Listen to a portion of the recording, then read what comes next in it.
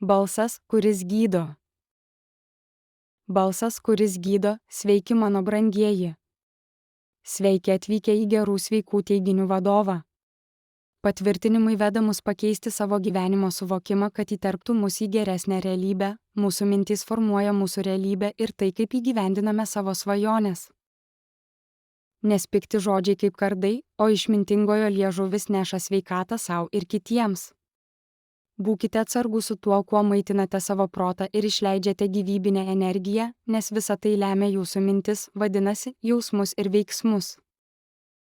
Kaip sakoma Filipiečiams 4:08, kas tikra, kas kilnu, kas teisinga, kas tyra, kas miela, kas žavinga, jei yra kas puiku ar verta pagirti, galvok apie tai.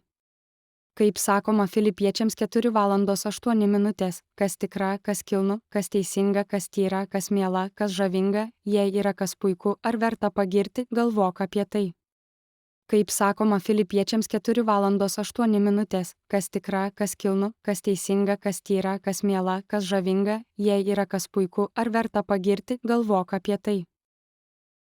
Raskite ramią vietą, jei įmanoma gryname ore, bet trikdančių garsų ir giliai įkvėpkite, atpalaiduokite kūną. Apsidairykite aplinkui ir pamatykite, kiek gausybės gamtoje, jei negalite būti gražioje vietoje, užmerkite akis ir įsivaizduokite gražų kraštovaizdį, kurį galite įsivaizduoti.